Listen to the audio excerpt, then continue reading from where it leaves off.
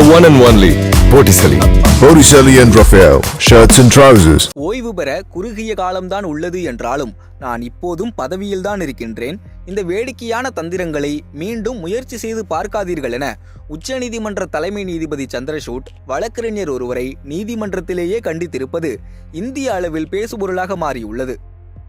கடந்த சில நாட்களுக்கு முன்பாகத்தான் நீதிமன்றத்தில் எந்த மாதிரியான சொற்களை பயன்படுத்த வேண்டுமென அவர் பாடம் எடுத்தது வைரலானது. இந்த நிலையில் தற்போது இந்த விவகாரம் பேசுபொருளாக மாறியுள்ளது. இந்த இரண்டு சம்பவங்கள் மட்டுமல்ல, பல முறை சந்திரசூட் நீதிமன்றத்தில் தெரிவித்த கண்டிப்பான கருத்துக்கள் கவனிக்கத்தக்க விஷயமாக மாறியிருக்கிறது. அவை குறித்து பார்ப்போம். உச்சநீதிமன்றத்தின் 50வது தலைமை நீதிபதியாக 2022 நவம்பர் 9 பதவியேற்றார் டி.ஒய். சந்திரசூட் எனப்படும் தனஞ்சய யஷ்வந்த் சந்திரசூட். இவரின் தந்தை யஷ்வந்த் விஷ்ணு சந்திரசூட் உச்சநீதிமன்ற தலைமை நீதிபதியாக நீண்ட காலம் பணியாற்றியவர். டெல்லி பல்கலைக்கழகத்தில் LLB பட்டத்தையும், ஹார்வர்ட் பல்கலைக்கழகத்தில் சட்டத்தில் முதுகலை முனைவர் பட்டங்களையும் பெற்றவர் சந்திரசூட். மார்ச் 2000 முதல் அக்டோபர் 2013 வரை மும்பை உயர்நீதிமன்ற நீதிபதியாக பணியாற்றியவர். 2016 ஆண்டு உச்சநீதிமன்ற நீதிபதியாக நியமிக்கப்பட்டார். தலைமை நீதிபதியாக 2 ஆண்டுகள் பணியாற்றிய அவர் வரும் நவம்பர் 10 ஓய்வு பெற இருக்கிறார். அயோத்தி வழக்கு, சபரிமலைக்கு பெண்கள் சென்று வழிபடுவது குறித்த வழக்கு என பல முக்கிய வழக்குகளில் தீர்ப்புகள் வழங்கிய உச்சநீதிமன்ற அமர்வுகளில் அங்கம் வகித்தவர். தவிர இவரின் கண்டிப்புகளுக்கும் தனித்த கவனம் உண்டு. அப்படித்தான் மூத்த வழக்கறிஞரும் உச்சநீதிமன்ற பார் கவுன்சில் தலைவருமான விகாஸ் சிங் உச்சநீதிமன்றத்திற்கு ஒதுக்கப்பட்ட நிலத்தை வழக்கறிஞர்களுக்கான அறை தொகுதிக்கு பயன்படுத்த கோரி தாக்கல் செய்த மனுவை விசாரிக்க தாமதமாவது குறித்து சந்திரசூட்டிடம் விவாதம் செய்தார். அமைதியாக இருங்கள், இப்போதே இந்த நீதிமன்றத்தை விட்டு வெளியேறுங்கள், உங்களால் எங்களை ஏமாற்ற முடியாது, அது மட்டுமல்லாமல் இப்படியெல்லாம் நிலத்தை கேட்க முடியாது என்றார். தொடர்ந்து அது விவாதமாக மாற, தயவு செய்து குரலை உயர்த்தாதீர்கள், பார் கவுன்சில் தலைவராக இவ்வாறு நடந்து கொள்வது முறையல்ல, உச்சநீதிமன்றத்திற்கு ஒதுக்கப்பட்ட நிலத்தை பார் கவுன்சிலுக்கு கேட்கிறீர்கள் நீங்கள், நான் முடிவு செய்துவிட்டேன், இந்த வழக்கு மார்ச் 17 எடுத்துக்கொள்ளப்படும், ஆனால் அது முதலில் வராது என்றார். பின்னர் இந்த சம்பவத்துக்கு மூத்த வழக்கறிஞர்கள் கபில் சிபில், NK கவுல் ஆகியோர் வழக்கறிஞர்கள் சார்பாக தலைமை நீதிபதி சந்திரசூட்டிடம் மன்னிப்பு கேட்டனர்.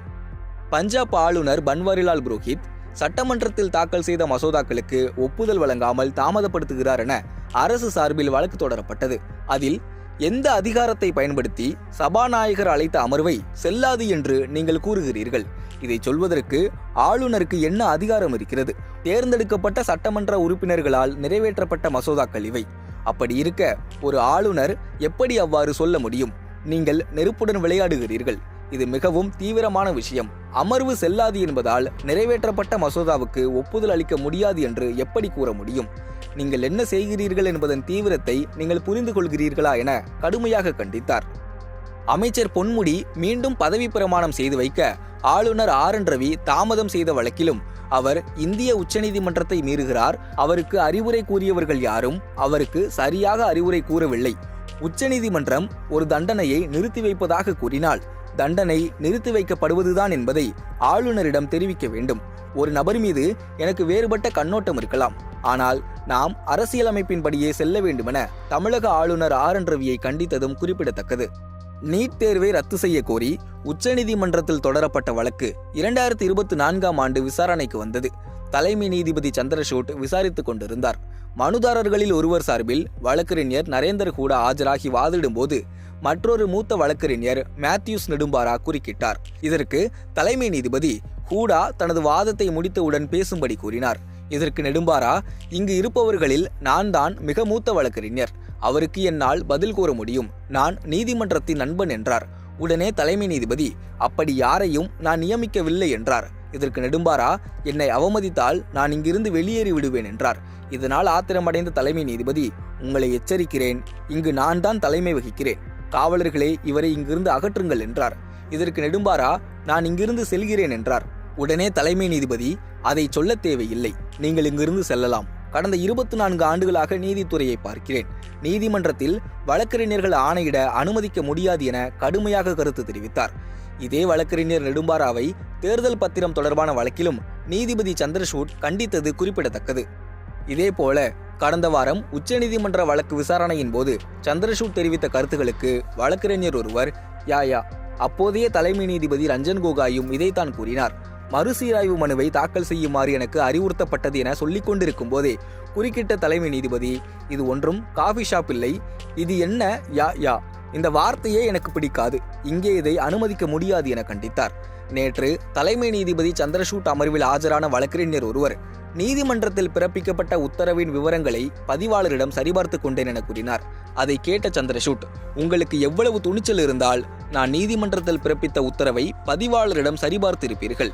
நாளைக்கு நீங்கள் எனது வீட்டிற்கு வந்து எனது தனிப்பட்ட செயலாளரிடம் நான் என்ன செய்கிறீர்கள் என கேட்பீர்களா என காட்டமாக கேட்டார். மேலும், ஓய்வு பெற குறுகிய காலம்தான் உள்ளது என்றாலும் நான் இப்போதும் பதவியில்தான் இருக்கிறேன். இந்த வேடிக்கையான தந்திரங்களை மீண்டும் முயற்சி செய்து பார்க்காதீர்கள் என கண்டிப்பான வார்த்தைகளை வெளிப்படுத்தினார். இதே போன்ற பல்வேறு வழக்குகளில் சந்திரசூட்டின் கண்டிப்புகள் மக்கள் மத்தியில் பிரபலமாக இருந்தாலும் அவரின் வீட்டு விநாயகர் சதுர்த்தி விழாவில் பிரதமர் மோடி கலந்து கொண்டது இவை எல்லாவற்றையும் விட சர்ச்சையானது மட்டுமில்லாமல் விமர்சிக்கவும் பட்டது. சந்திரசூட்டின் ஓய்வுக்கு பிறகு சஞ்சீவ் கண்ணா 51வது தலைமை நீதிபதியாக பொறுப்பேற்க உள்ளார் என்பது குறிப்பிடத்தக்கது. பார்ட்டி வேர்னாலும் ஐ ப்ரிஃபர் போட்டிசலி. எங்க இருந்தாலும் நம்ம ஸ்டாரா தெரியணும் இல்லையா? வெரைட்டியான கலர்ஸ், நியூ டிசைன்ஸ், அதுக்கு மேல star look. The one and only Botticelli. Botticelli and Raphael, shirts and trousers.